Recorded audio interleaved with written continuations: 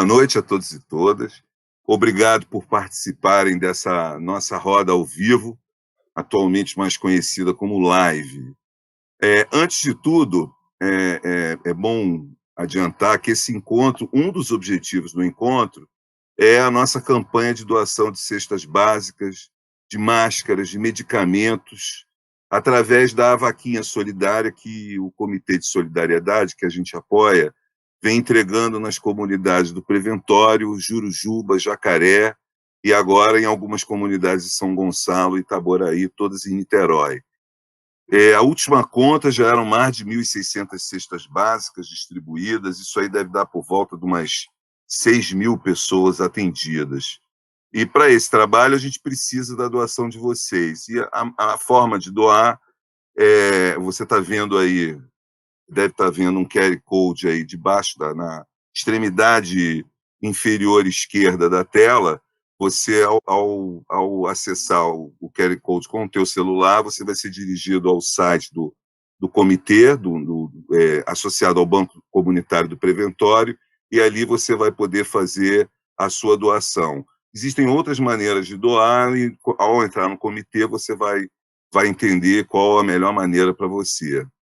Então, começando, então, propriamente aqui a live, a gente, quando começou essa série de lives, a gente chamou, à época, os Brasis Profundos, pós-pandemia, e é o nome que continua.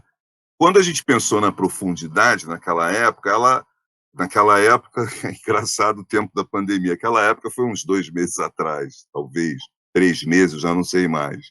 Então, essa profundidade ressoava com o trabalho que a gente vinha fazendo e que a gente segue fazendo junto com o Comitê de Solidariedade para significar os Brasis periféricos, os Brasis marginais, os Brasis pobres, que eram lugares físicos habitados por corpos encarnados, na sua maioria corpos negros. Então, esses eram os nossos Brasis profundos. A gente estava antenado nas comunidades onde a gente estava trabalhando e nos exemplos também das outras comunidades, aqui um destaque para Paraisópolis, em São Paulo, né? Na live de hoje, esse profundo, esse Brasis profundos, eles ganham um novo sentido, né? Essa profundidade agora significa alcançar as entranhas aí do ciberespaço, instrumentalizadas pelos mais diferentes agenciamentos nacionais, internacionais, humanos, não humanos. E quando eu falo não humanos, eu não estou só me referindo a robôs ou perfis falsos, mas também os roteadores, os cabos, os protocolos e equipamentos de comunicação que nos permitem estarmos juntos aqui, esse aqui na nuvem, né? Um aqui etéreo, assim, esfumaçado, a gente está aqui conversando. A gente pode pensar em ciberespaços para além do Facebook, do Instagram, do Twitter, do Google Meet, do YouTube e vários outros nomes, não por acaso em inglês. Não seriam esses espaços também experiências de confinamento em espaços articulados por códigos que desconhecemos, por linguagens digitais que não dominamos e muito menos regulamos? São ciberespaços que mapeiam o nosso tempo, nosso espaço e também nossos gostos e desejos, que são inventariados a cada clique que fazemos, a cada busca no Google, a cada chamada de Uber, a cada live que assistimos. São ciberespaços que produzem essa simultaneidade do extraordinariamente local, né, daquele lugar do indivíduo, com o extraordinariamente global e panorâmico. No caso da Covid, você mapeia o indivíduo no mesmo instante em que mapeia toda a população, né? Então, portanto, que permite passear tranquilamente entre o micro e o macro, um ciberespaço assanhado pelas tecnologias de vigilância, né, que, por um QR Code, permite liberar ou impedir o acesso a esse ou aquele lugar, como já vem fazendo os chineses, consubstanciando cada vez mais esse humano hiperconectado, como eu aprendi a ouvir da Fernanda na semana passada, né? Ciberespaços que é engraçado, eles parecem assim, ilustrar o cenário, assim, ilustrar muito, muito exemplarmente um cenário apocalíptico que foi prefigurado pelo Norbert Wiener desde a cibernética dos anos 1940, que era o cenário da luta, era e talvez continue sendo, esse cenário da luta agonística entre a ordem e o caos, ou, nos termos da teoria da informação, que veio depois com Shannon, entre o padrão e a aleatoriedade, né? Ou, se preferirem, para trazermos para termos bem atuais, entre a vaquinha do Comitê de Solidariedade e a vaquinha que acabou de coletar $750 mil para pagar a fiança de um dos policiais racistas presos em Minneapolis. Ciberespaço dos corpos e subjetividades que são constituídos por fluxos de informação e constituintes de fluxos de informação, ou, como sugere o mesmo Wiener, né, habitados por humanos que são possivelmente, e cada vez mais, muito mais padrões de organização que carne e osso, ou neurônios e sinapses. Né? E essa história de ciberespaço para adiar o fim do mundo, de onde vem essa chamada para adiar o fim do mundo, que é uma chamada muito potente, né?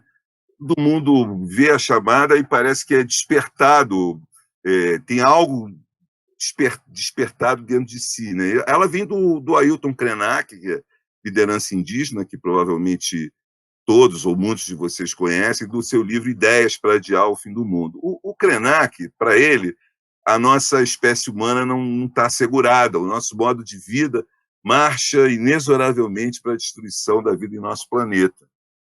E o seu livro ele faz uma provocação genial para adiar o fim do mundo, que é exatamente sempre poder contar mais uma história. Então, ele diz, se a gente puder fazer isso, a gente vai estar adiando o fim do mundo. Simples assim. E lembra a Sherazade da Mil e Uma Noites, né, das Mil e Uma Noites, a cada noite contando mais uma história para tentar adiar o que seria o seu triste destino. Lembra também outro brasileiro genial, Guimarães Rosa, quando ele narra ele narra a sua prosa ele conversou durante 3 horas à luz de lampião lá no Pantanal Mato Grossense com um vaqueiro chamado Vaqueiro Mariano, e fez escrever um conto chamado Com o Vaqueiro Mariano. E o narrador do conto, por suposto Guimarães Rosa, ele queria saber do vaqueiro queria saber um pouco mais sobre a alma dos bois. E aí o vaqueiro saiu contando um monte de histórias de boi, a boi que podia odiar o humano, a vaca que tomava conta do banho da sua dona para que ninguém se aproximasse. Falou da sua própria condição de vaqueiro, né, dizendo assim, aqui o gado é que cria a gente. E aí o narrador, né, do conto, né, o Guimarães Rosa, depois de ouvir todas as histórias do vaqueiro, ele conclui, e aí abre aspas, as histórias não se desprendem apenas do narrador, sim, o performam. Narrar é resistir. Então, isto posto, convocamos os nossos convidados aqui para narrarem suas histórias, na esperança de que, assim, quem sabe, nós também ofereçamos a nossa contribuição para adiar um pouquinho mais o fim do mundo. Né? Os nossos convidados hoje são a Fernanda Bruno, professora do Programa de Pós-Graduação em Comunicação e Cultura e do Instituto de Psicologia da UFRJ.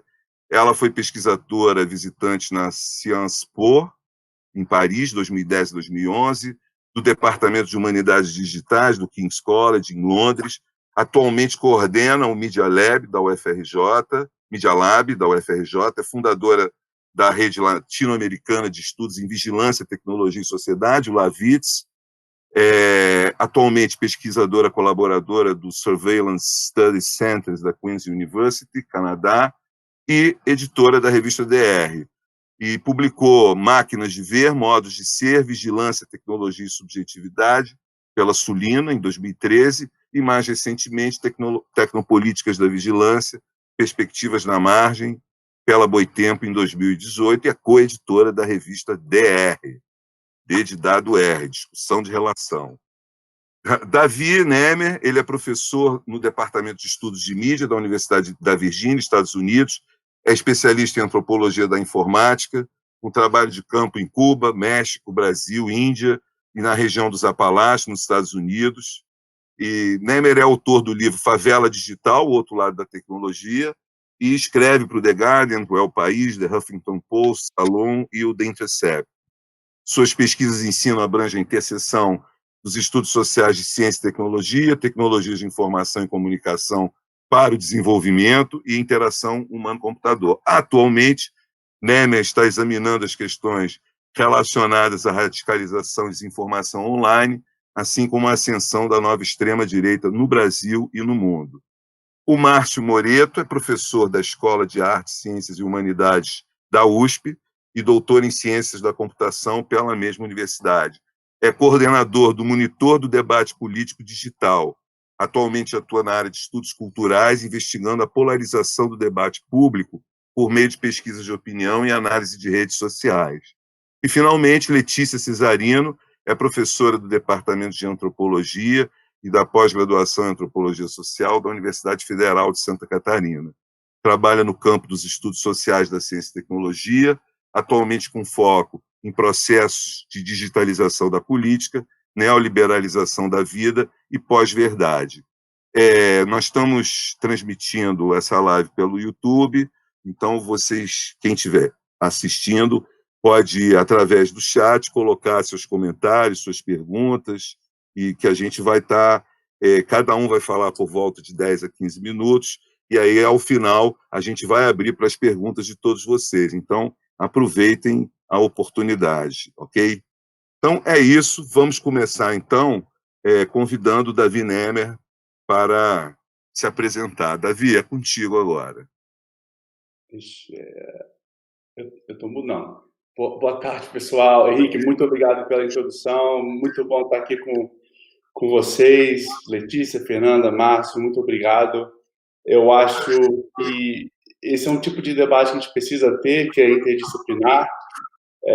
Hoje é muito difícil de falar sobre tecnologia se a gente não puder trazer isso para aspectos reais das nossas vidas, né, e da nossa sociedade. Hoje já não dá mais para pensar em tecnologia como se fosse uma ferramenta. Eu acho que vale a pena trazer a questão laturiana aqui, que é um ator, né? Ele faz parte das nossas relações, é um ator social, como as instituições, os atores humanos, enfim. Mas eu confesso que quando que você me fez o convite, eu achei que você estava brincando com as palavras do livro do Ailton, porque e olha que isso, né, na minha cabeça, já pensando como é que seria essa live. O livro sobre como que seria para adiantar o fim do mundo. Não adiar, porque as tecnologias de hoje em dia só estão adiantando o fim do mundo, né? Eu estou rindo aqui, mas eu tenho uma visão presente, bem pessimista, de como que as tecnologias são desenvolvidas, são apropriadas, e como elas servem como uma cama que amplifica as desigualdades históricas que a gente sempre vem reforçando, né, através das nossas relações de poder. Mas eu vou começar aqui a falar, mas eu quero começar já com uma pergunta, e de repente a gente pode engajar com essa pergunta depois.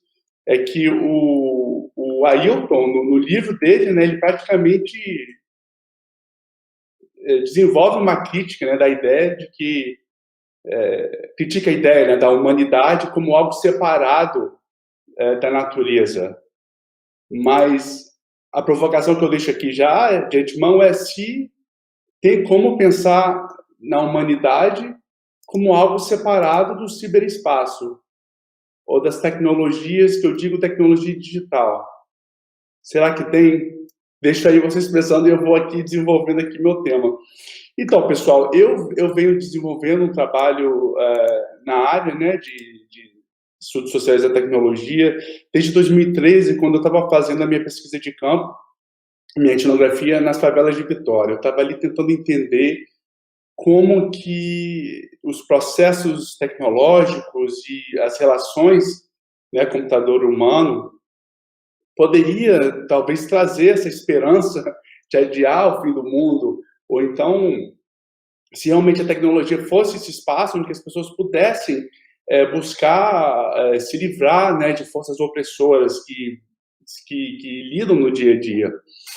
E depois de...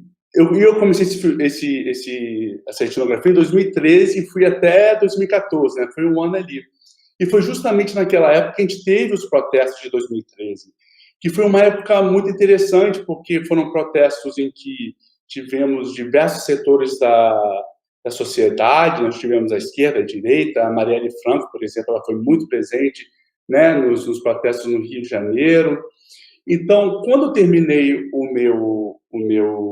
minha etnografia, e que eu estava vendo toda ali como a tecnologia ela é utilizada para reprimir ainda mais as pessoas, e vendo aquilo acontecendo em 2013, 2014, eu saí da minha etnografia com muita esperança, porque eu vi que ali existia uma vontade, um senso de vontade social e coletivo de, né, melhorar o país. Então, estou lá, a gente está com a Dilma, uma presidente mulher, e a sociedade se mexendo, criticando o governo, querendo coisas melhores, e volto para a Indiana para escrever minha tese. Eu estou lá escrevendo minha tese, muito otimista, não deixando, lógico, não querendo relativizar a problemática, né, das favelas de jeito nenhum, mas já sabendo que haveria uma esperança ali devido a essas motivações sociais que a gente viu em 2013. Então, eu estou ali escrevendo a minha tese, e imagina, defendendo a minha tese em 2015, e 2016, 2017, o barco afunda, mas afunda assim, vai direto para o lago de enxofre do inferno. Não tem coisa melhor para falar assim. É puxado de uma maneira que a gente não sabe hoje se vai ter volta. Hoje a gente vive constantemente com medo de um golpe militar, por exemplo. A gente não sabe se a gente vai ter pelo menos o privilégio de chegar no final, né?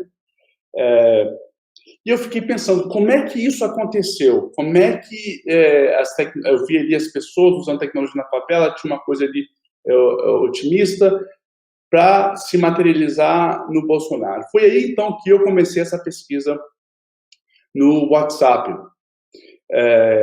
Como que eu fui para lá? Eu vi que em 2014, 2015, quando começou a Copa do Mundo, grupos da direita começaram a se apropriar desse senso de mudança que estava no Brasil para puxar a agenda dos protestos para eles, né? Então, a gente teve o MBL, o Vem Pra Rua, esses grupos que ficaram em direita São Paulo, esses grupos que ficaram muito famosos em ressignificar esses grupos. Mas como é que eles fizeram isso? Não foi do nada. É aí que a gente traz a questão do ciberespaço, né? Eles conquistaram o ciberespaço, dominaram a linguagem, né, dos memes e uma forma direta de lidar com a indignação das pessoas, e conseguiram ali trazer aquelas pessoas que estavam no movimento apartidário para uma coisa extremamente, né, partidária ali, de uma coisa conservadora. E foi nessa que eu quis investigar mais a fundo como que isso estava acontecendo. Então, é lógico que a gente via coisas no Facebook, a gente via coisas no YouTube, mas a coisa sendo feita estava sendo no WhatsApp. Aí foi aí que eu me enfiei, no início de 2018, né, 2017, em 4 grupos pró-bolsonaristas. Estava querendo entender como que era essa produção digital, como que as pessoas estavam realmente colocando esse conteúdo no bolso de cada pessoa, né? E de cada pessoa, eu digo, no bolso da minha mãe, dos meus tios, que eu tinha certeza que eles não produziam esse tipo de conteúdo, que eles não têm a literacia digital para isso, mas alguém estava colocando lá. E o engraçado é que uma das coisas que me fez realmente ir e saber que tinha algo lá para ser pesquisado, foi que nos grupos de família, antes, que era só tudo bom dia, bom dia, bom dia, boa tarde, boa tarde, boa tarde, boa noite, boa noite, boa noite, começou a mudar o tom, começou a ficar bem político o tom. Era meio que de se esperar, porque era ano político, então o brasileiro adora falar de político, essa coisa que fala que o brasileiro não gosta de política, acho que é uma grande mentira. A gente gosta de política, a gente fala de política o tempo todo, não das melhores formas, mas a gente fala. Então, eu estava começando a falar, mas o engraçado é que não estavam enviando links de matérias, né? Porque geralmente quem não produz conteúdo só repassa. Então, os conteúdos que eu estava esperando eram links dos meios de comunicação tradicional, tipo Globo, Folha. Só que eles não estavam vindo. Quem estavam vindo eram esses memes aí, meio que bizarros, mas que entregavam a mensagem bem efetivamente. Então, foi aí que eu percebi que tinha algo mais aí. Então, eu entrei nesses grupos, comecei a pesquisar. A minha intenção era entender a estrutura social que estava, né, dentro dessa produção, que fez um impacto enorme, né? Não acho que as fake news, elas fizeram o Bolsonaro ganhar, mas o que eles fizeram foi produzir uma nação extremamente hiperpolarizada, isso com certeza. Até porque, desde 2017 até hoje, eu acompanho o processo de radicalização que acontece nesses grupos, né? Como que uma vontade política, ali em 2017, hoje gera vontades neofascistas e nazifascistas até, porque há conteúdo nazista circulando nesses grupos.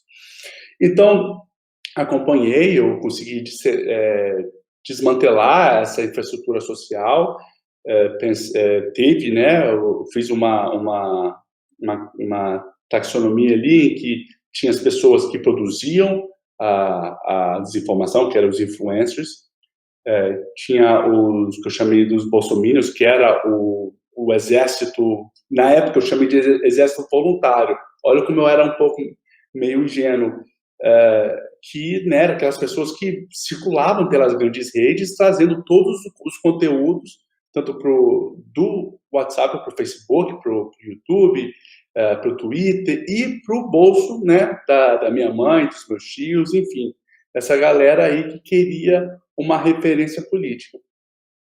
E o interessante foi ver que essa estrutura se manteve até o Bolsonaro ser eleito. Quando o Bolsonaro foi eleito, ela meio que se desmantelou um pouco, porque o interesse principal passou, que era a eleição do Bolsonaro, e os que ficaram queriam entender algo mais. E é isso que eu queria entender. Qual era a motivação de continuar esses grupos agora que o Bolsonaro já foi eleito, né? E o interessante é que eles ficaram ali porque se interessaram pelo debate político. Muita gente saiu, eu vi que em torno de 50%, 60% desses grupos originais saíram, mas foi interessante ver que como que as linhas, os pilares que o Bolsonaro prometeu trazer no governo, que são os evangélicos, os militares, os liberais, através de Paulo Guedes, e os olavistas, eles se chocavam o tempo todo. Até porque os ideais desses pilares, eles não são complementares, né? Eles são bem antagônicos. A gente vê, por exemplo, os militares se chocando com os olavistas o tempo todo, né? Eles riem das obras do Olavo de Carvalho. Então, eles começaram a se chocar ali e esses grupos implodiram. Então, antes, com esses grupos eram uma coisa meio monolítica, hoje já se tornaram temáticos. Cada grupo tem um tema principal. Ou é uma coisa evangélica, ou é pró-armamentista, ou é pró-militar. E na minha segunda análise que eu fiz, eu identifiquei esses grupos, né? Eu identifiquei 3 grupos. Eram os insurgentes, que eram as pessoas que pediam o fechamento do STF, pediam o fechamento do Congresso, eles são pró-armas. Tinha o grupo propagandista, que era nada mais nada menos do que um grupo que consumia propaganda estatal, e o terceiro grupo, que era o extremista social, que se empoderavam com os acenos, né, nazifascistas do bolsonarismo, por exemplo. Então, nesses 3 grupos, foi interessante ver como que Bolsonaro, ali fora desse cyberespaço, comunicava com eles. Quando, por exemplo, os insurgentes foram formados, o Bolsonaro já não tinha mais comunicação com eles, a ponto de que eles já se viam como oponentes do Bolsonaro. Eles pediam a saída do Bolsonaro, porque achavam que o Bolsonaro tinha cedido muito à classe política, né, ao chamado establishment. E só que eles são as pessoas que fazem muito barulho, que vão às ruas. E como o Bolsonaro já tinha perdido muito apoio nas redes, porque o MBL já tinha saído, a Joyce Hasselman e o Frota, que são figuras políticas que têm poder de mobilização muito forte, o Bolsonaro se viu sozinho na militância porque não tinha mais aquele exército. Foi aí que o Bolsonaro decidiu se radicalizar para justamente acenar para esse grupo dos insurgentes. Por isso que, quando ele primeira vez que ele apoiou essas manifestações do AI-5, o fechamento do Congresso, do STF, na primeira demonstração, o pessoal ficou sem entender muito. E eu já vendo esse grupo, eu falei, ele está na cara comunicando com essas pessoas. E não deu outro. No outro domingo, essas pessoas todas estavam saindo às ruas, protestando contra o coronavírus, onde já se viu protestar vírus, né? E protestar a favor de um governo. Isso aí, o brasileiro realmente surpreende o mundo. Aqui nos Estados Unidos fala muito como que se protesta a favor de um presidente, né? Mas, em resumo, foi mais ou menos isso que eu tô inserido aqui nas minhas pesquisas. Uma coisa bacana que eu tenho refletido foi como que essas frentes, né, políticas, até identitárias mesmo, entendem o papel do ciberespaço, das tecnologias, né? O Andrew Finberg, ele é STS também, filósofo canadense, ele fala muito bem, a gente não deve ver tecnologia como um destino, e sim como um lugar de luta. E a direita, os conservadores, desde a época do MBL, já tinha entendido que o espaço virtual, digital, faz parte da vida real, que tem que ser conquistado. E eles foram para a luta para conquistar. A esquerda, e por incrível que pareça, muitos setores progressistas da nossa sociedade ainda vê a tecnologia como meio de comunicação, como entretenimento, como essa coisa assim, que não é uma vida real, o que acontece ali fica ali. E, infelizmente, os conservadores entenderam o contrário, entenderam que é um espaço para a batalha e para a conquista.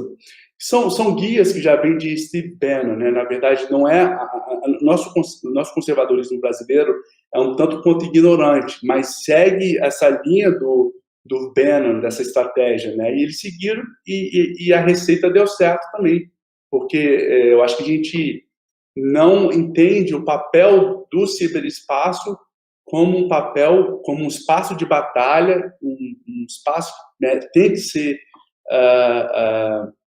conquistado.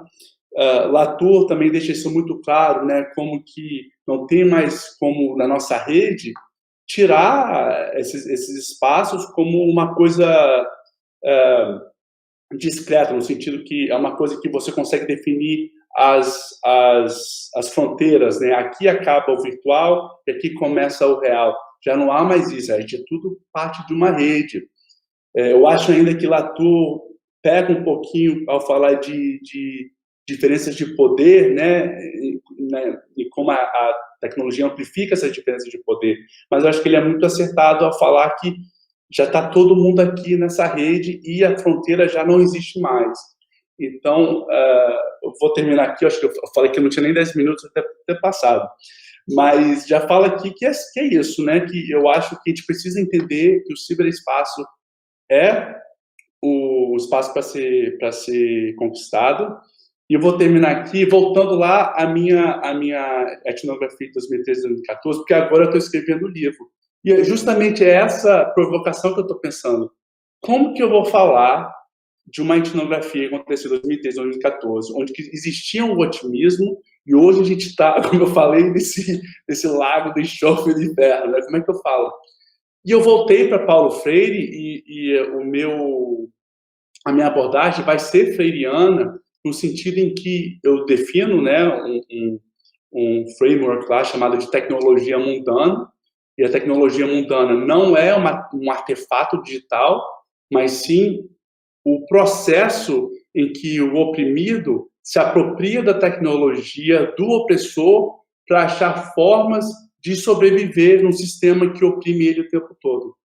Então, eu acho que é olhando nessas práticas que a gente vai saber sobreviver. Então, nada mais feriano do que olhar nisso e falar, prestando atenção nessas práticas digitais dos oprimidos, que vai salvar tanto eles como nós opressores. Então, eu deixo aqui a minha fala. Muito obrigado. Obrigado, Davi. Obrigado. Muito obrigado. Eu vou pegar uma carona nessa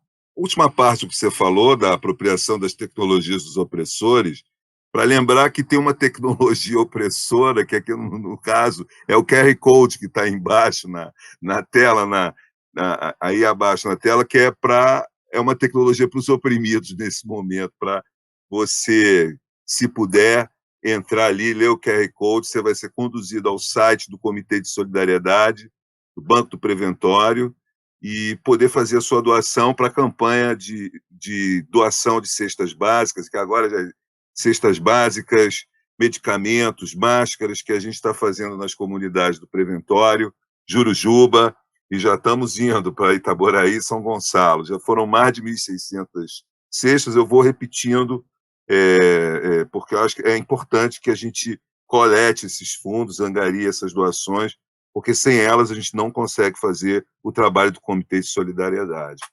Então, Letícia, eu acho que agora é contigo, por favor. Obrigado. Oi, boa noite. Obrigada, Henrique. Quero muito agradecer seu convite para essa mesa que eu estou dividindo aqui, né, tendo o privilégio de dividir com pesquisadores que são referência para mim, na verdade. Então, inclusive você, Henrique, fico realmente muito feliz, né? Trabalho mais tempo no campo de CTS, cibernética clássica, coisas assim, mas estudos de internet, tecnologias digitais, tem relativamente menos tempo que eu estou trabalhando. Então, fico muito feliz de estar podendo dividir a mesa aqui com esses colegas. Eu confesso que eu fiquei muito em dúvida sobre o que eu abordaria nessa mesa, porque ficou uma coisa um pouco misteriosa, né? Esse tema do fim do mundo e tal, tem muitas formas de abordar, então eu resolvi falar de transição, né? Que é, de certa forma, falar um pouco sobre o fim de mundo, né? De como eu tenho visto essa pesquisa que eu fiz no WhatsApp bolsonarista, em torno das eleições também. Nesse sentido, eu fico bem feliz de ter falado depois do Davi, não só porque o trabalho dele que se sobrepõe em partes, né, essa etapa de pesquisa que eu meio que já terminei, é uma referência para mim também, e já me adiantou um pouco aqui também o processo, no sentido que eu me sinto um pouco mais à vontade para dar um passo além nessa fala, para ir num domínio um pouco mais especulativo, que é o que eu tenho pensado agora, né, saindo um pouco da política, da digitalização da política populista, para pensar padrões e recorrências entre certas coisas, certos padrões que eu observei ali no padrão populista do Bolsonaro e outras esferas fora da política, né? Então, eu resolvi falar aqui de 5 pontos de recorrências, de ressonâncias, e eu não sei se eu consigo chegar nos 5, porque eu desconfio que vai dar mais de 15 minutos, mas chegando ali em 15, eu estou marcando aqui mais ou menos, mas qualquer coisa pode me avisar, viu, Henrique? Eu paro onde eu terminar, eu acho que isso não vai ter problema nenhum, até porque, assim, eu divido analiticamente nesses 5 pontos, mas na prática está tudo ali meio junto, né? Eu tenho muita essa intuição da cibernética batesoniana, de que a realidade é uma só, né? E esse processo de transição pelo qual a gente está passando, que talvez demore um pouco ainda, para a gente chegar no novo mundo, digamos assim, ele torna mais evidente, né, essa unidade, né, da experiência, que antes estava um pouco mais separadinha, de forma mais estável nessas caixinhas, que o que a gente chama de modernidade, né, organizou. Então, eu não devo chegar no final, mas então já adianto os 5 pontos quais são. E esses 5 pontos são recorrências ou paralelos, analogias que eu vi entre a análise estrutural da política populista que eu fiz, que já está nos artigos que eu já publiquei, e os artigos que eu estou escrevendo agora, que é elaborando esses paralelos com outros domínios, né? E 2 deles são pós-verdade e neoliberalismo, que eu não vou tratar aqui, mas eu vou estar falando aqui mais da infraestrutura digital, né, aspectos dessa infraestrutura digital, dessa digitalização crescente da vida, que eu vejo como tendo convergências ali com um tipo de política populista que não está restrita ao Bolsonaro, mas que ele incorporou, né, de modo muito contundente ali na eleição de 2018. Então, esses 5 pontos são elementaridade, binarismo, fractalidade, mímese e colapso de contexto. São categorias bem gerais, assim, de uma análise estrutural que é bem especulativa aqui, mas se vocês me permitem, eu vou brisar aqui um pouquinho, tá? Fazendo essas analogias, mas eu acho interessante. Peraí que minha bateria está acabando, deixa eu só botar aqui o... Pronto.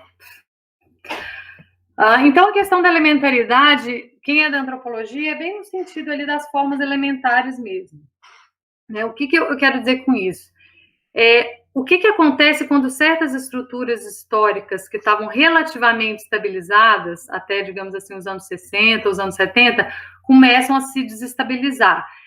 A ideia é que nesse tipo de contexto transitório, liminar, emergem certos processos que são mais fundamentais ou elementares. É o caso, como eu vejo, da política populista, né? No caso ali, o que está sendo desestabilizado, e aí a minha referência é principalmente o Laclau e a Mouffe, que eu vejo como tendo uma leitura estrutural, né, do que a gente chama da política populista. É uma desestabilização, uma certa crise do polo institucional liberal da política e da esfera pública no sentido habermasiano, né, que é esse modelo ideal de política da modernidade. Ele claramente está em baixa, digamos assim, né, e o que está em alta seria uma forma mais elementar de política, que a teoria do populismo do Laclau, eu acho que explora bem, tem várias convergências, inclusive com o modo como a antropologia, através de estudos de sociedades não modernas, também observa a questão da política sem Estado, né, ou com formas diferentes de hierarquia, instituições, etc. Então, no caso aqui, essa elementaridade tem a ver com uma política que está ligada à identidade e formação de grupos, que está ligada aos afetos, a pertencimento baseado em afeto, que é muito a linha do Laclau e da Mouffe também, e coisas simples como leis de associação, né, processos psicológicos elementares, né, e isso eu vi muito na memética, que foi compartilhada do WhatsApp, isso já está nos artigos, eu faço uma análise mais detalhada, trago os memes, etc., exemplos, né. A reversão de política é uma moralização muito grande, e um outro aspecto que é o Wendy Chun, que é uma autora de software studies que eu uso bastante, fala de uma volta da soberania, né? Uma volta da vontade de poder. Ela fala isso com relação às mídias digitais, mas isso, obviamente, é um elemento constitutivo muito importante do que a gente chama da política populista, política fascista, né? Porque o populismo, levado ao seu extremo, ele acaba desaguando um certo tipo de fascismo. A gente fez na Hannah Arendt também, e outros autores que analisaram esses fenômenos, né? E a infraestrutura digital, hoje, ela tem essas características, né? A ideia aqui é um pouco uma análise de infraestrutura que propicie esse tipo de mais elementar de política, né? Então, no caso da infraestrutura digital, a gente teria o quê? Uma suspensão ou desestabilização do que eu venho tratando através do termo sistema de peritos, que é ciência também pensada no sentido, nos moldes mais modernos, né? Jornalismo profissional, coisas desse tipo. Então, eu uso o trabalho da Chun, por exemplo, para pensar como que essas mídias operam no plano do que se chama de cérebro reptiliano, né, os algoritmos da memória incorporada, da produção de hábito, né. A Chun tem uma análise muito interessante de como o hábito, sendo continuamente interpelado por essas mídias, ele degenera em adicção.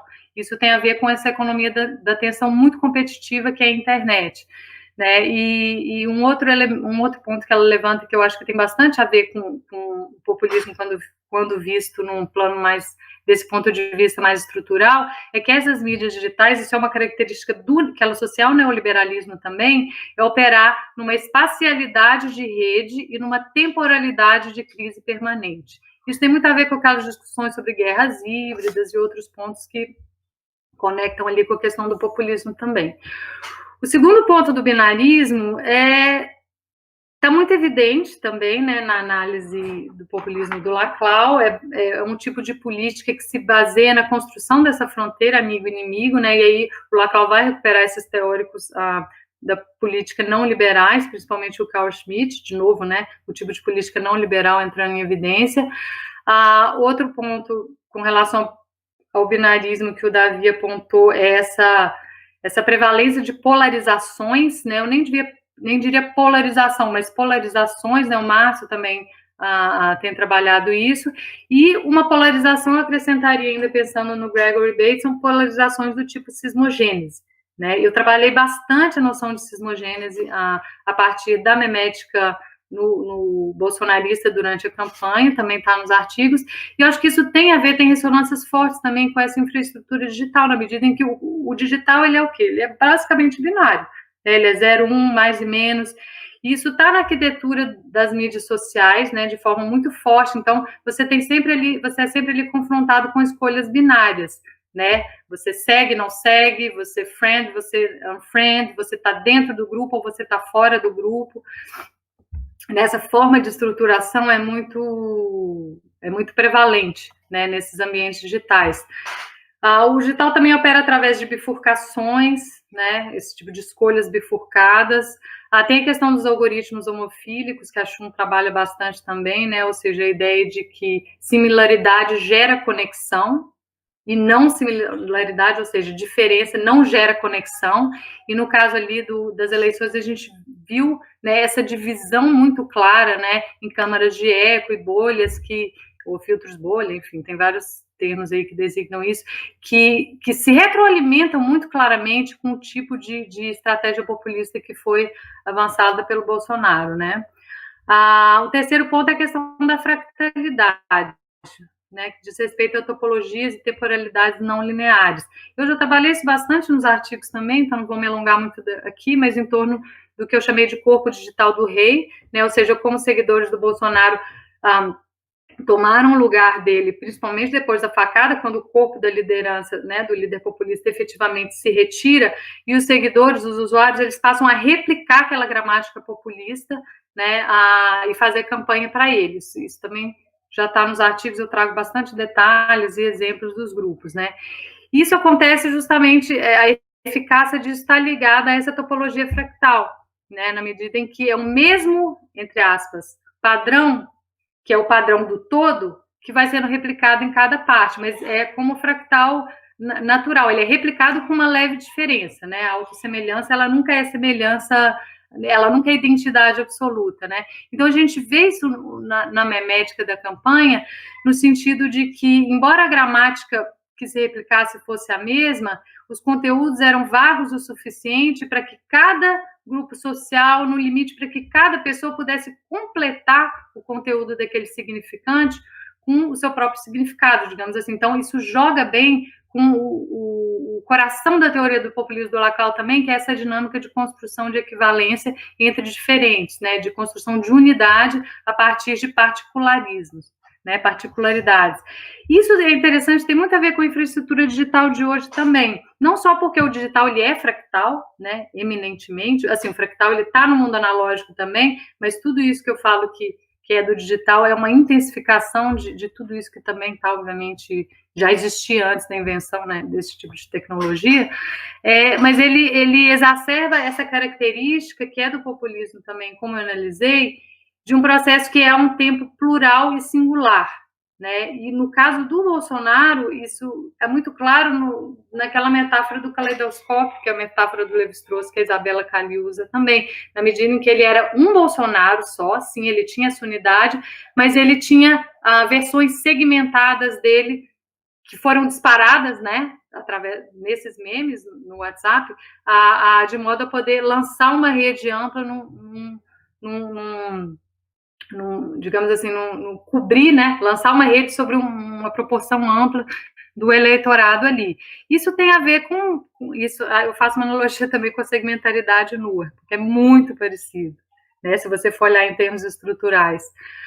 Isso tem a ver com marketing digital também, né, que o marketing digital, ele é ao mesmo tempo marketing desse elemento de marketing de massa, que era mais o modelo pré-digital durante o século XX, televisão, e etc., mas ele também é marketing de nicho, né? E o Bolsonaro, enquanto um influenciador ou enquanto uma estratégia de marketing, fez isso muito claramente, né? Ele era um candidato de massa, mas ao mesmo tempo conseguindo ser um candidato de nicho para segmentos sociais muito diferentes entre si. Eu faço toda uma análise baseada o trabalho de outros autores que fizeram análise quantitativa também, né, de como a estratégia montada no WhatsApp permitiu que esse microdirecionamento de conteúdo, que em outros casos foi feito por algoritmos, como na Cambridge Analytica, pudesse ser feito pelo WhatsApp sem os algoritmos, ou pelo menos sem a ação direta dos algoritmos, na medida em que os próprios usuários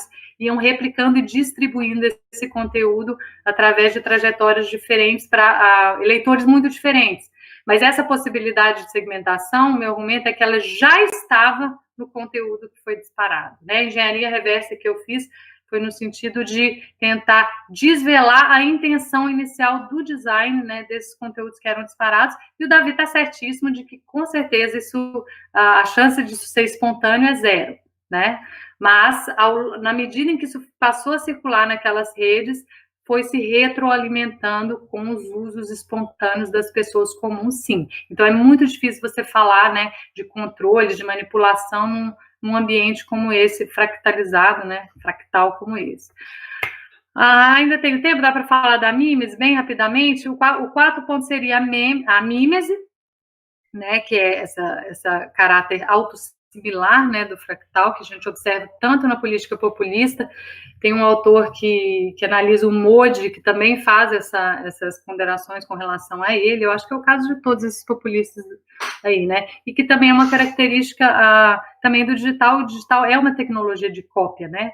A questão da mimetização ela é bastante prevalente nos estudos, né, sobre essas novas mídias. No caso do populismo, né, ela está muito ligada a essa questão da política de massa, né? O Gabriel Tarde, não à toa, ali no início do século XX, escreveu onde essa questão da política de massa, da psicologia de massa, estava muito colocada, né? Era muito prevalente. Escreveu Leis da Imitação, né, que é uma obra que eu estou retomando também.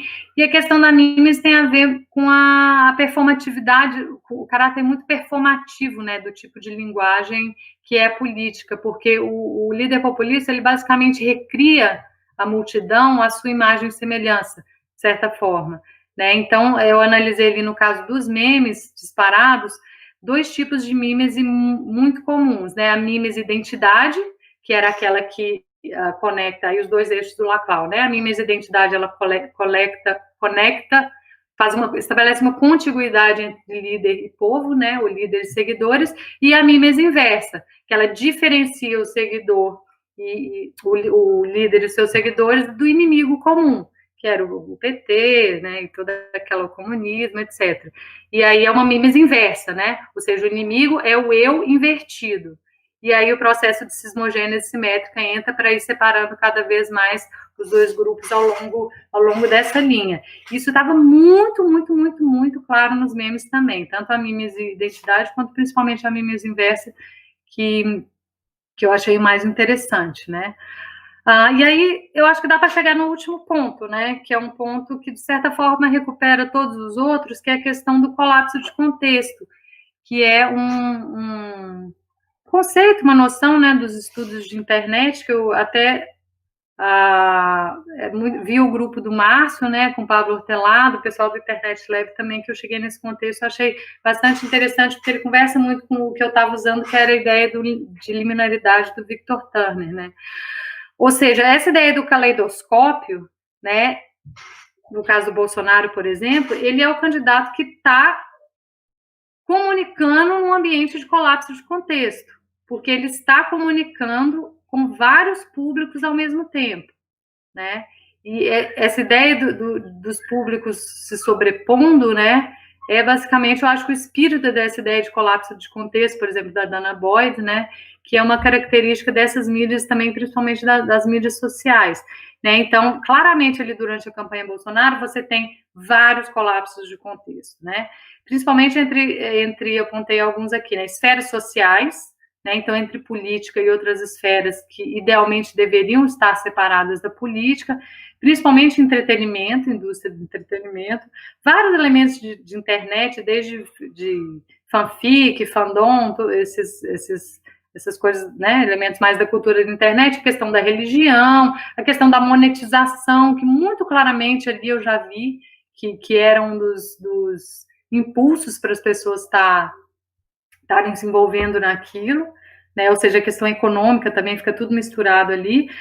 Colapso de contexto entre público e privado, né? Essa persona do líder populista como sendo autêntico, um homem do povo e que fala o que está na cabeça dele, né?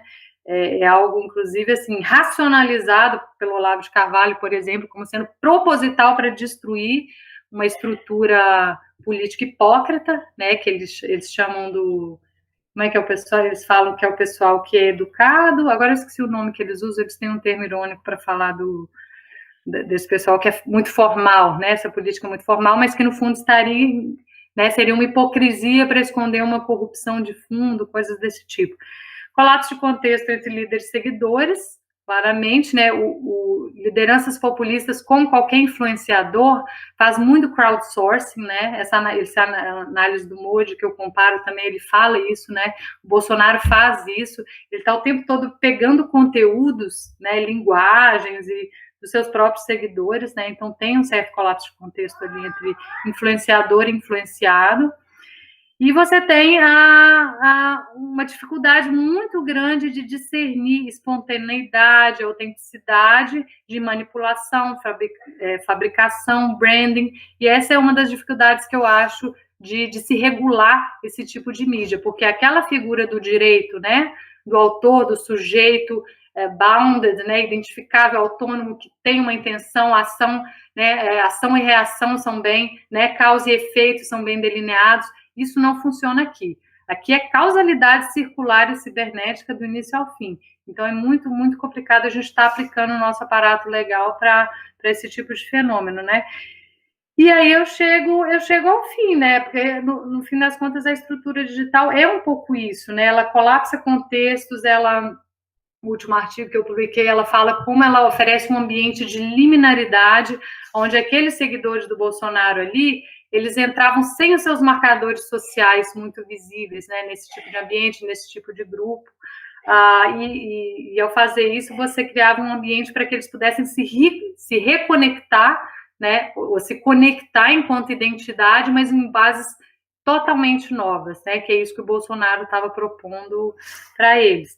Bom, eu teria mais coisas para falar aqui, mas acho que eu já estourei o tempo, desculpa, e eu agradeço, espero que não tenha ficado muito abstrato, mas eu acho que intuitivamente a gente vê que realmente isso são processos que estão não só na política, nesse tipo de mídia, mas em outros aspectos da nossa vida e realidade hoje também. Obrigada. Letícia, muito obrigado, foi ótimo. Palmas aqui para a Letícia. Olha só, eu queria fazer um pouquinho só acusar algumas presenças aqui do pessoal que está assistindo. Uma coisa bacana, tem um pessoal da Rural, da Universidade Federal Rural do Rio de Janeiro. É muito legal quando a gente chega aí em outros grupos. Professora Fernanda Monzato, Grupo Docência e Cibercultura da Universidade Rural. Marcos Pinheiro também está aqui. O pessoal do nosso Laboratório de Informática e Sociedade, Marcos Rodrigo, Alberto, Zé Marcos, Nayara, o pessoal do Banco do Preventório está aí, a Cris está aí, Everton, enfim, quem mais? A Laura Posana, Miguel do Labis, Luiz Arthur do Labis, Daniela Alves e Alves, de Viçosa, também da diretoria da Associação Brasileira de Estudos Sociais de Ciência e Tecnologia, a Maria Aparecida Cida, a Carmen Martins, da UNB, e Rogério Melo, do CEPED RJ, enfim. Então, todos bem-vindos, todas bem-vindas.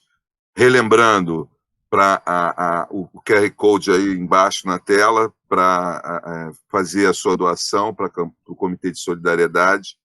Então, vamos seguindo agora com o Márcio Moreto. Márcio, com você agora. Obrigado. Oi, gente. Primeiro, agradecer o convite do professor Henrique, está sendo uma satisfação ouvir as falas aí, reencontrar tanto o professor Henrique quanto a professora Fernanda Bruno e conhecer pessoalmente, entre aspas, né? Conhecer virtualmente o Davi e a Letícia. Gostei muito da fala de vocês dois que falaram antes. E a provocação, né, que dessa mesa me empurrou para fazer uma coisa um pouco mais ética, mas eu acho que no debate a gente vai puxando acho que o que eu preparei aqui vai suscitar um debate que dialoga com as outras falas e tudo. Bom, o título que foi proposto aqui, Ciberespaços para Adiar o Fim do Mundo, ele é provocador em vários aspectos, né? Um dos aspectos é que ele supõe que o mundo ainda não acabou, né? Então, um ciberespaço para adiar o fim do mundo supõe que o mundo ainda existe, mais do que isso, que ele está à beira de acabar e que o desafio nosso é empurrar esse tempo para lá, né? Quando eu vi esse título, isso me remeteu, lembrei de um filme de 95, que eu assisti à época no cinema, então eu tinha 11 anos, e depois eu reassisti recente, que é um filme que chama 12 Macacos, é um filme antigo, todo mundo já deve ter assistido aqui. Ele é inspirado num outro filme dos anos 60, se não me engano, que é o La Jetée. Eu lembrei desse filme porque, curiosamente, ele responde a pergunta, né, os ciberespaços para adiar o fim do mundo, e a resposta que ele dá, eu não sabia que essa provocação era uma citação do Krenak, mas a resposta que o filme dá é meio a mesma resposta do Krenak, né? O filme, os dois filmes, né, eles estão, um é uma regravação, a regravação americana de um filme francês, né? No filme, o protagonista, na versão americana, é o Bruce Willis, né, interpretado pelo Bruce Willis. O que está acontecendo, o cenário, ele é um cenário pós-pandêmico mesmo, então teve uma infecção, e as pessoas são obrigadas a viver no subsolo, né? E o protagonista, ele é selecionado porque ele tem uma boa memória. E aí ele é submetido a um experimento científico. No original, no La Jetée, o experimento, ele me lembra uma coisa meio de realidade virtual, né? Então, é uma espécie de um ciberespaço, ele tem uma coisa no olho, assim, ligado nos fios, e são injetadas drogas, minha interpretação, o que me parece é que são drogas para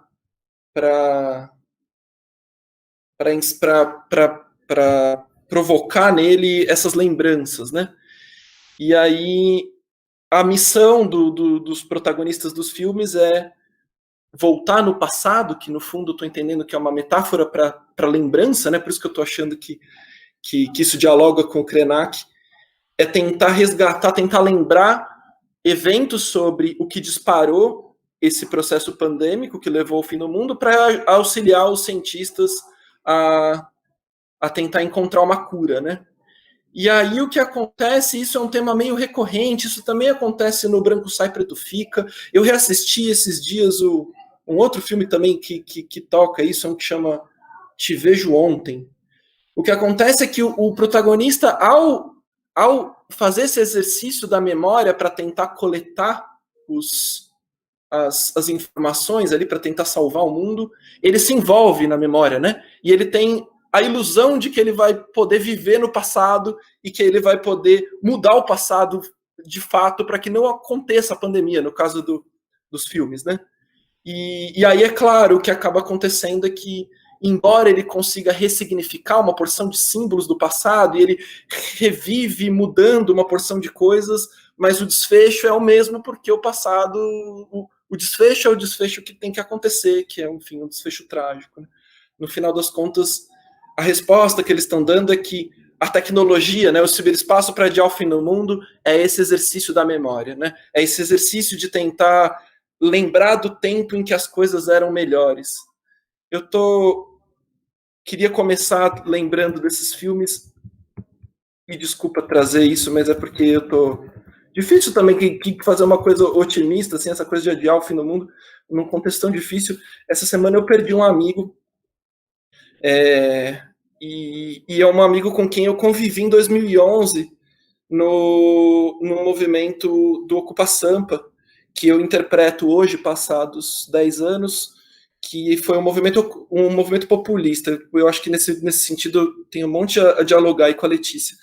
E aí, a perda desse amigo, é tudo interessante, né? Uma pessoa com quem eu conheci, eu convivi intensamente, durante pouco tempo, porém intensamente, né, num determinado período. Certamente era uma pessoa de quem eu não teria mais notícia, mas o ambiente virtual me permite que eu continue de alguma forma interagindo, né? E eu soube do falecimento dele porque eu o acompanho nas mídias sociais, etc.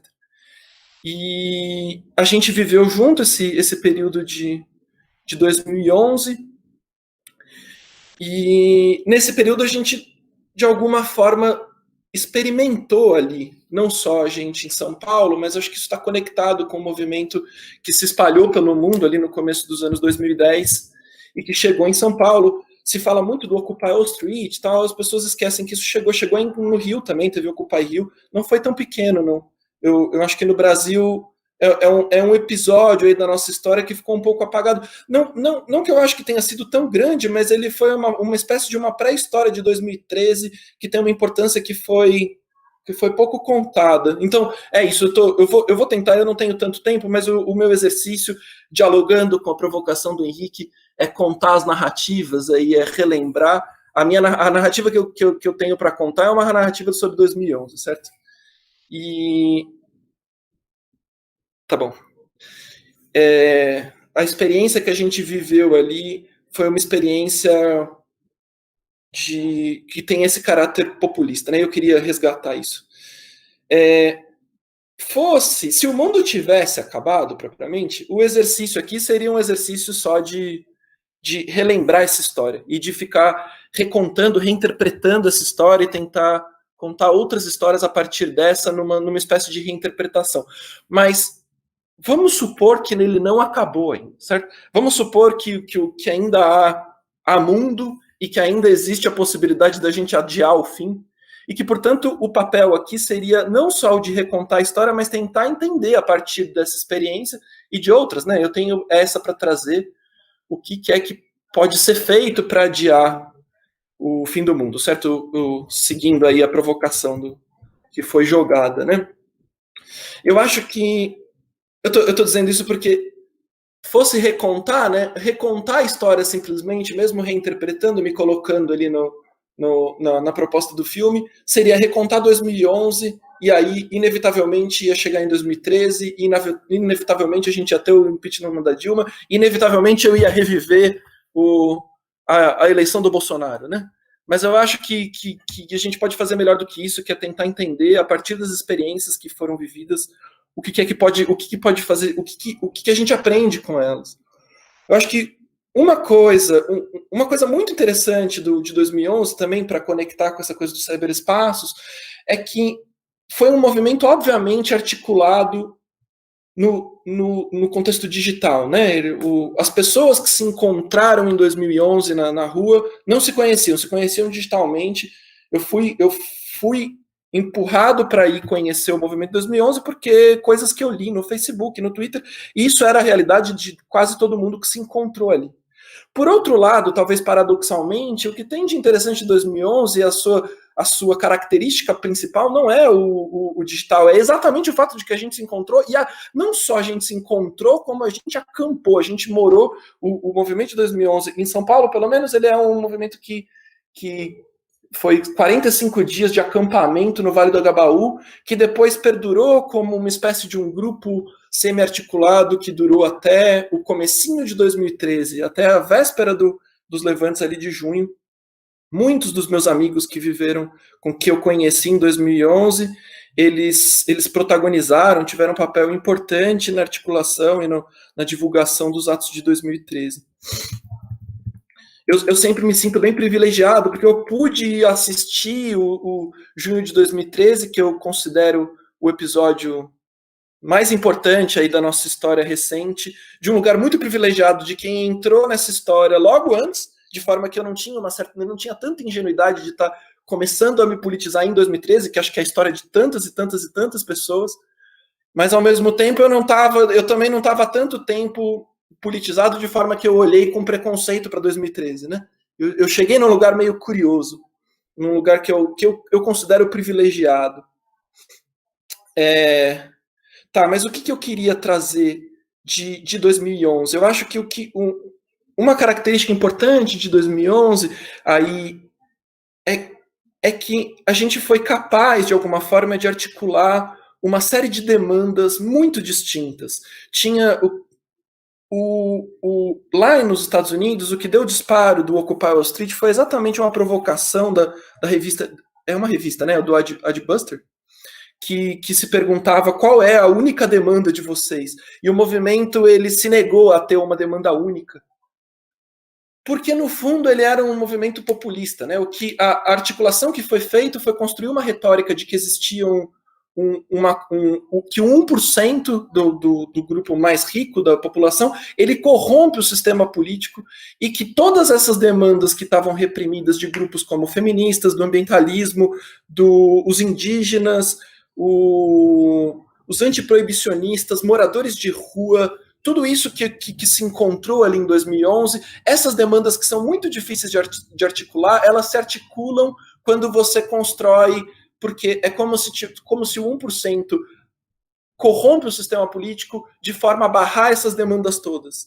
E quando você constrói essa retórica, você, de alguma forma, permite essa articulação que seria difícil de se construir em outro contexto.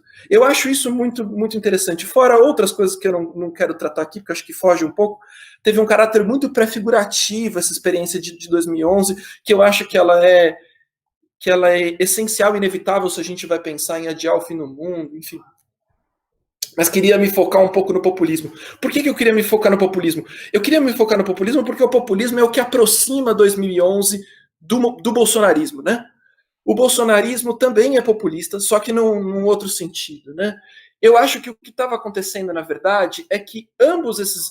Não é que eu interpreto que 2013 gerou o bolsonarismo, muito longe de mim pensar isso. O que eu acho é que tanto os movimentos do começo dos anos 2010 quanto o bolsonarismo, eles são filhos da mesma crise, que é uma crise de democracia.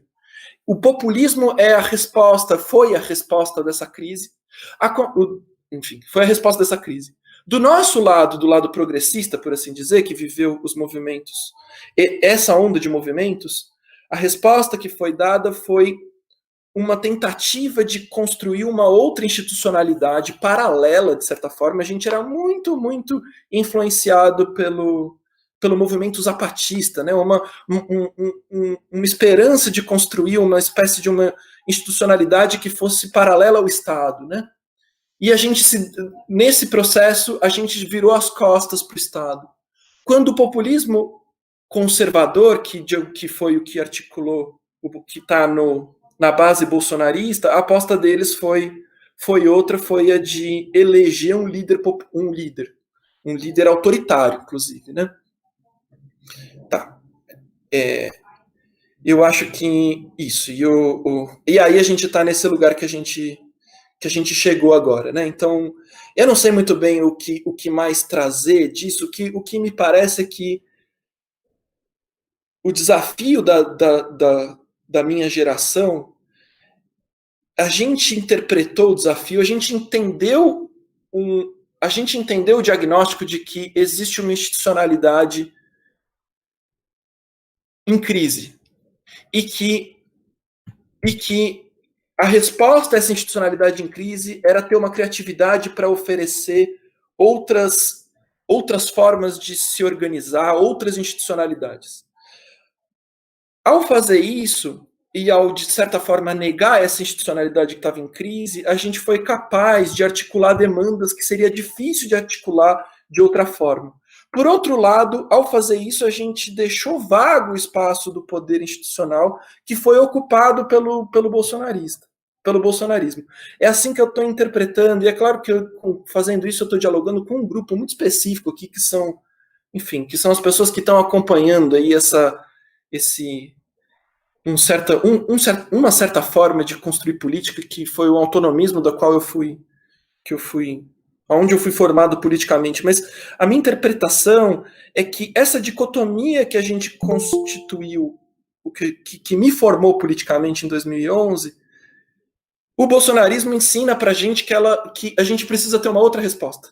Porque, ao mesmo tempo, apostar todas as fichas nessa institucionalidade é um caminho que estava nos levando e vai inevitavelmente nos levar para o abismo, certo? É preciso constituir, está todo mundo falando isso, é preciso constituir institucionalidades que sejam capazes de administrar os bens comuns de um jeito sustentável. Não serve, o neodesenvolvimentismo não resolve o nosso problema. Longe disso. Por outro lado, o bolsonarismo, a ascensão do Bolsonaro ao poder político nos mostra que virar as costas para o Estado também não é uma alternativa possível. De forma que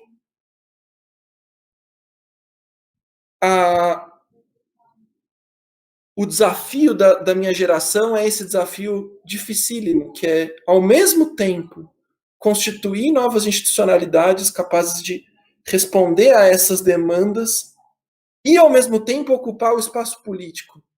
Eu não tenho a menor ideia de como fazer isso, mas eu tô tentando entender que é esse o tamanho do desafio, e não só é esse o tamanho do desafio, como sob pena, se a gente não conseguir fazer isso, sob pena de nada menos do que o apocalipse, como é colocado na provocação aqui. O apocalipse, seja ele pandêmico, seja ele nuclear, seja ele climático, seja ele carcerário, seja ele genocida, certo? É um desafio gigantesco que causa ansiedade nessa geração, na minha geração e na geração que vem, porque de alguma forma os millennials, a ansiedade millennial, a minha sensação é que essa geração intui que ela tem esse desafio com esse peso e a gente não sabe o que fazer em relação a isso. Perdão, Márcio, não sei se eu me cedi. Chegou no ponto certo. Cheguei na hora certa. Obrigado, Márcio. Muito obrigado. Eu queria só fazer aqui alguns dos registros, continuar. A Mariana Antum, do Media Lab, está aqui. Márcia Regina Barros da Silva, da USP, abraços. Tem o Celso Alvear, do Soltec. Tiago Moser, da Federal do Espírito Santo, terra lá do Davi. Fabiola Andrade, da Federal da Bahia. Também da Federal da Bahia, Patrícia Brito, do Geocombate com Covid. A Denise Aires, da Universidade Federal do Maranhão, campus de Imperatriz. Olha que legal, aonde a gente está chegando. Melissa Hemming, da Federal de Santa Catarina. Tiago Cardoso, da UFAM, a Federal da Amazônia, de Antropologia. E, enfim, sejam bem-vindos, sejam bem-vindas. Não esqueçam de fazer a doação, ou está aí o QR Code aí na tela abaixo. E aí vamos seguir, vamos partir para a última fala. Fernanda Bruno, por favor. Obrigado. Bom, boa noite, pessoal aí que está assistindo. Um prazer, Henrique, estar aqui dividindo com vocês. Super obrigada pelo convite. Eu vou repetir um pouco a Letícia, vocês todos são referência também para mim.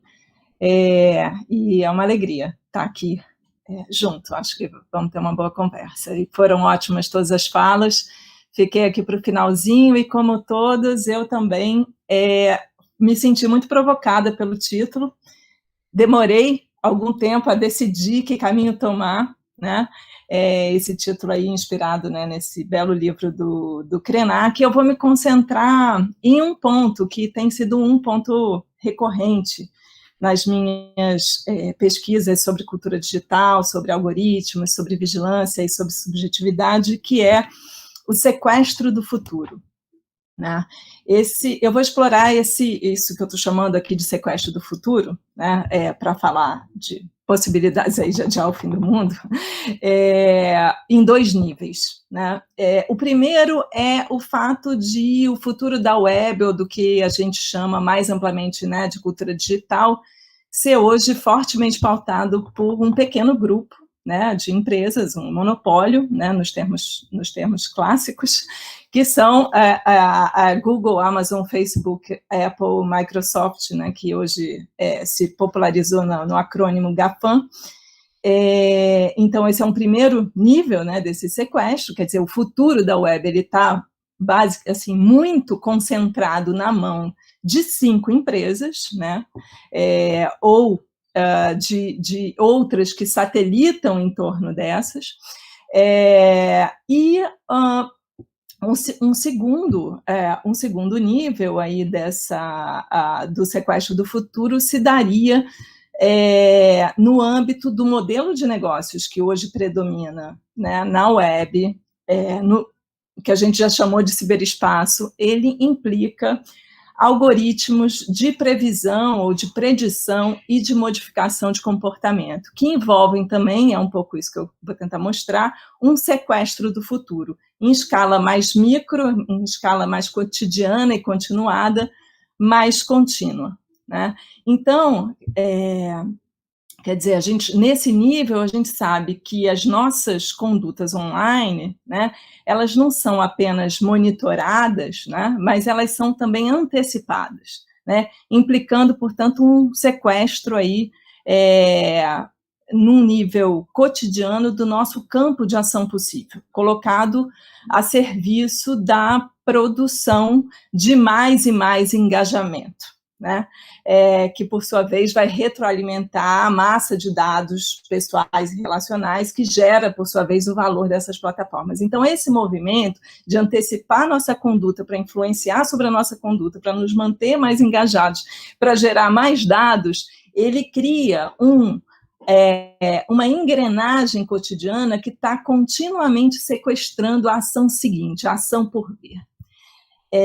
Se a gente pensar, né, numa história muito breve, né, e muito simplificada, obviamente aqui, quase caricata, né, do ciberespaço, a gente lembra, né, eu pelo menos, que tenho idade para isso, a gente lembra nos nossos corpos, né, da passagem de um imaginário e também de um conjunto de práticas que era repleto de possibilidades, e a gente teve essa experiência de futuros muito abertos, ilusório ou não, isso a gente pode rever hoje, para um outro imaginário, e uma outra experiência também, que é a experiência do ciberespaço como um ambiente, ou desse ecossistema digital que a gente vive como um ambiente repleto de controle, né? Ainda que houvesse, desde lá do início, né, a predominância de um modo específico de produzir mundos com tecnologia, né, modo esse ali gestado, ou não propriamente gestado, mas que vigorou, né, que floresceu ali no Vale do Silício, que projetou futuros de uma forma extremamente triunfalista, completamente neoliberal e baseada, né, numa mitologia, desculpa, mas patética, de heroísmo de homens brancos e ricos, né, esse paradoxo, né, que foram os heróis dessa geração que construiu a web, né, da forma como ela triunfou hoje. Apesar disso tudo, da gente saber que isso está lá desde o começo, havia, sim, uma margem de inventividade que era experimentada por nós, na época chamados navegadores da web, etc. Bom, quem acompanhou um pouco essa história conseguiu ver essa transformação, e especialmente depois do que se convencionou chamar de plataformização da web, né, algo que se deu, segundo a Anne Helmond, que propõe esse termo a partir de 2007, né, se construiu um ecossistema informacional digital muito mais asfixiante. Segundo a Helmond, a plataformização, que ela chama de plataformização da web, opera segundo uma dupla lógica que descentraliza, de um lado, a produção de dados e recentraliza a coleta, né? Então, para visualizar isso de uma forma bem simples e concreta, basta pensar nos botões de compartilhamento que estão aí espalhados, né, pela web, por diversos sites, botões de compartilhamento no Facebook, no Twitter, etc. E isso cria o quê? Isso permite que, por toda a parte, essa produção de dados possa alimentar essas plataformas sem que seja necessário acessar ou estar logado nessas plataformas, né? Além disso, isso vai ampliar enormemente a base de dados dessas plataformas e centralizar ainda mais esse tesouro, né? de dados. Então, a hipótese aí é que a infraestrutura e o alcance das plataformas se estende por toda a web, né, e passa a ser quase que um modelo quase que hegemônico, digamos assim. A gente sabe que tem que fazer nuances, não é bem assim, mas, bom, essa é a hipótese. De toda forma, a gente vive, e aí eu quero ressaltar, de fato, uma redução da diversidade, né, nesse ecossistema, se a gente pensa em tempos um pouquinho mais remotos, que não estão tão longe assim, né, da internet, digamos.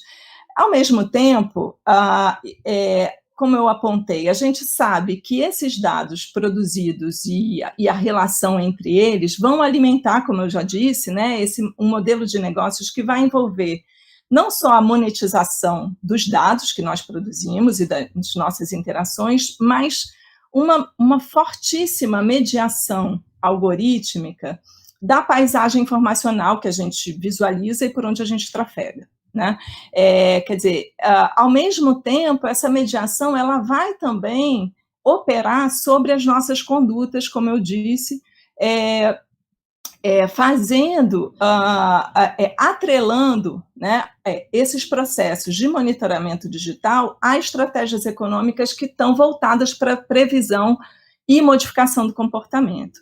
Então, nesse sentido, mais importante também, eu tenho frisado um pouco disso, do que, não é mais importante, mas tão importante, talvez, quanto, para mim interessa mais, né, do que o modelo de publicidade presente nessas plataformas, que envolvem segmentação, microtargeting, etc., essa promessa, né, da capacidade de agir sobre os comportamentos enquanto eles acontecem, de modo a intervir sobre o próximo passo, né, em onde eu vou clicar, o que eu vou curtir, mas não tanto o que e onde só, mas simplesmente manter esse engajamento de forma o mais non-stop possível, né? Ou seja, esses processos algoritmos que estão operando na web hoje e nessas plataformas, né, se estendendo, e os processos de aprendizagem de máquina, eles são responsáveis tanto pela produção, digamos,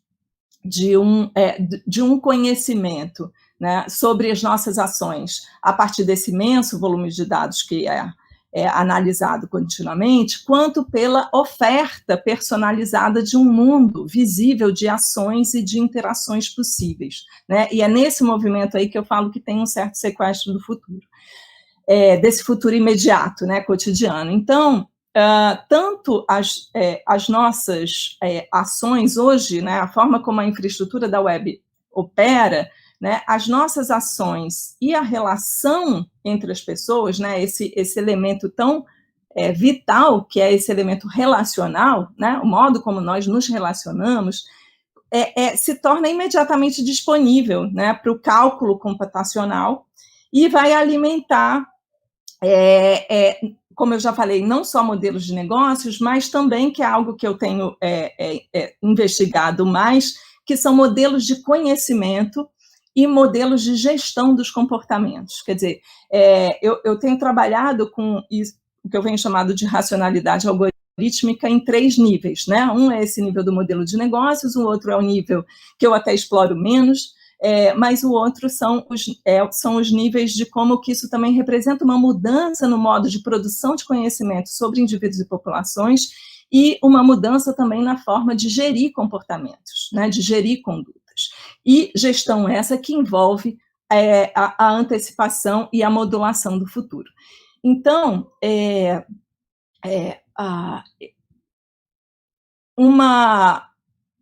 quando a gente fala, né, quando eu penso, o modo como eu penso esse modelo de conhecimento, né, ou esse tipo de conhecimento, a gente sabe que ele é um pouco reverberando essa ideia da fractalidade, né? Ele é um saber extraído de dados parciais e relacionais que vai gerar uma inteligência que se pretende preditiva sobre alvos cada vez mais precisos, né? Um pouco o que seria o formato ou o modo de operação suposto aí da operação na Cambridge Analytica, por exemplo, né? Então, trata-se de um conhecimento que vai operar nessa dupla escala individual, né, que são esses dados parciais, e individual porque ele visa, porque ele tem alvo, né? Ele não tem sujeito, como diz a Antoinette Rouvois e o Thomas Berns, mas tem alvo,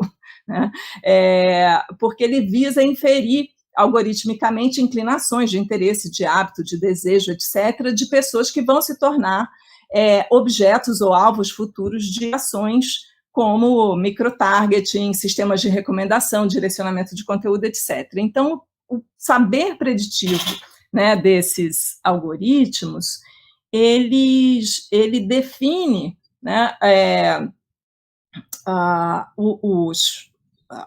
nós todos, né, como alvos, os indivíduos e grupos, né, que operam aí, que são, digamos, montados por cruzamentos e operações de similaridade, correlações, etc., como alvos específicos para sugestão de conteúdos que visam, de alguma maneira, influenciar de forma personalizada e cada vez em tempo quase real e, eventualmente, real, o nosso comportamento. Bom, é claro que essas ferramentas todas, elas são legitimadas por um discurso de comodidade, de otimização dos serviços, né, permitindo oferecer conteúdos cada vez mais personalizados e relevantes, conforme o interesse dos usuários, mas essas ferramentas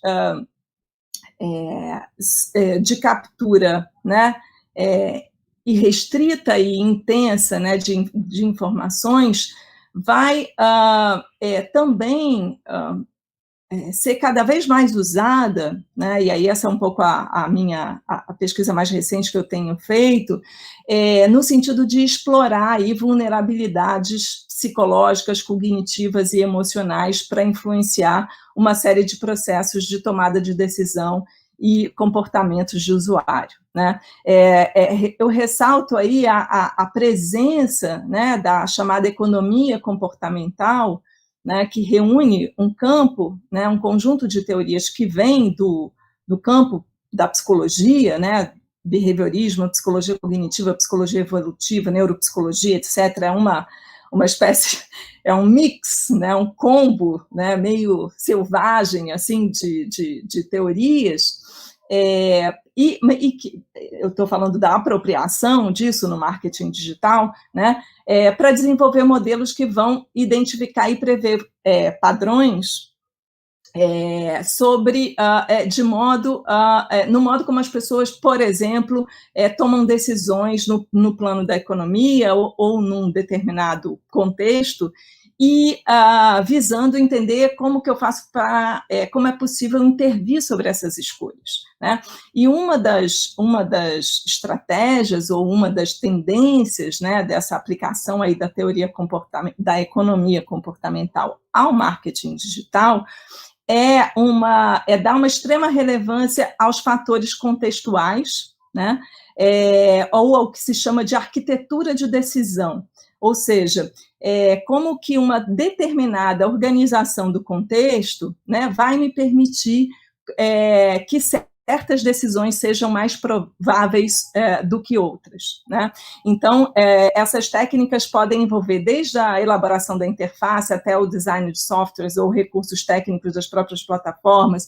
Os sistemas de recomendação estão cada vez mais operando segundo esses modelos, né? E aí eu queria ressaltar um elemento, não sei quanto tempo eu ainda tenho, Henrique. Você tem que finalizar, já está 15 minutos, tá? Obrigado. Tá. Eu queria ressaltar, bom, uma primeira coisa, uma dimensão performativa desse conhecimento. Esse conhecimento, ele não né, sobre esse grande conhecimento que vem sendo produzido aí, né, nessa escala gigantesca sobre indivíduos e populações. Ele é um conhecimento que reverbera um sonho cibernético aí, para conectar com a Letícia, no sentido de que ele não é um conhecimento que opera segundo um modelo representacional, ou seja, que visa representar fielmente uma realidade pré-existente, ele é, sobretudo, performativo, e ele é tão mais eficaz quanto mais efeitos ele produz, né? E ele é também, então ele está menos voltado para descrição ou compreensão de realidades do que para produção de efeitos e testagem de modelos no âmbito direto das realidades e dos mundos onde eles operam. E aí, é por isso que eu falo um pouco, né, eu brinco que a gente também está construindo aí uma espécie de ciência de plataforma, né, ou de laboratório de plataforma, não só um capitalismo de plataforma, não só uma web de plataforma, mas uma espécie de ciência de laboratórios de plataforma, uma vez que a gente está testando, né, esses modelos de influência de comportamento e uma série de outros no próprio mundo social ou sociotécnico aí da web. Né? Então, como que a gente, para terminar, né, como que a gente resgata, acho que essa é a grande pergunta, né, como que a gente resgata esse futuro sequestrado, né, como que a gente adia aí o fim do mundo, ou como que a gente conta mais uma história, né, para retomar aí o mote do Krenak.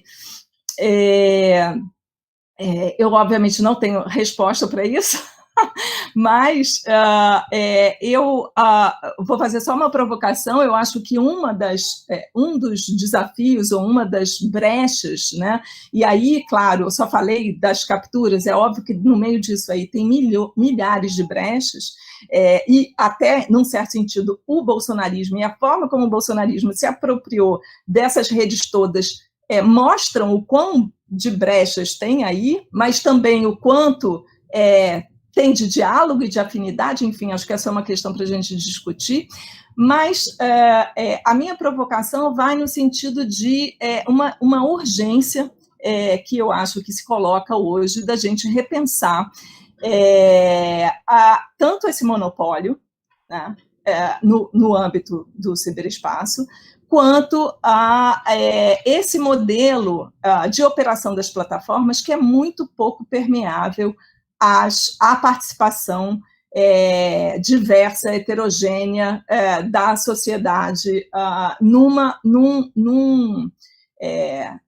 contexto, né, num ecossistema que é tão determinante para a nossa vida individual e coletiva. Quer dizer, como que a gente aumenta, né, cria fóruns tecnopolíticos para aumentar a margem de permeabilidade dessas plataformas às nossas inquietações, às nossas preocupações, às nossas demandas, etc. Né? Como que a gente constrói, né, aí um ciberespaço, para usar esse termo meio desgastado, que possa responder né, de forma ético-política na direção que a gente quer, pelos mundos que a gente está produzindo. É isso. Obrigada. Desculpa se eu passei um pouquinho do tempo. Obrigado, Fernanda. Ótimo, ótimo. Ótima mesa. Para terminar mesmo, eu queria só lembrar aqui, me apontaram que a Fernanda Bruno disse no Twitter que hoje é feriado, mas que a universidade está viva, se referindo à live de hoje. Então, eu quero terminar dizendo: viva a Universidade Pública Brasileira, livre e autônoma. Muito obrigado, pessoal. Beijo para todos. Uma boa noite. E até a próxima live para adiar o fim do mundo. Tchau, tchau.